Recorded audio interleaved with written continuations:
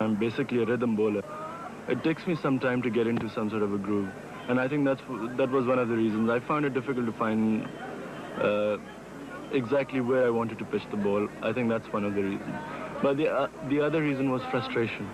Because the reason why one pitches up a delivery is either one hopes for the ball to swing, or move, or to seam off the wicket, or at least to bounce. But I think on this wicket it didn't do anything.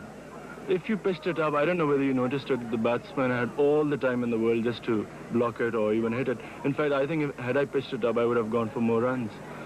So I thought that the short pitch delivery was probably one of the best weapons I had, because of over-rolling, the wicket seems to be harder in the middle, and therefore the bounce seems to be a bit quicker when you pitch it short. And I thought I had more chance. You seem to have changed your run-up a bit. Yes, I have. I think it's partly because I feel much more comfortable with it.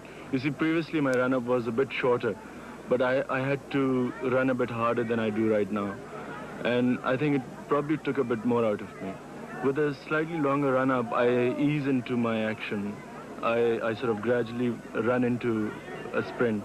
And I think that makes it easier.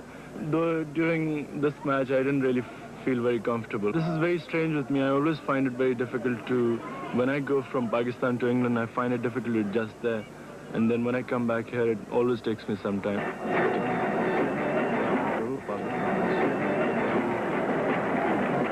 Imran for Sana. It's out.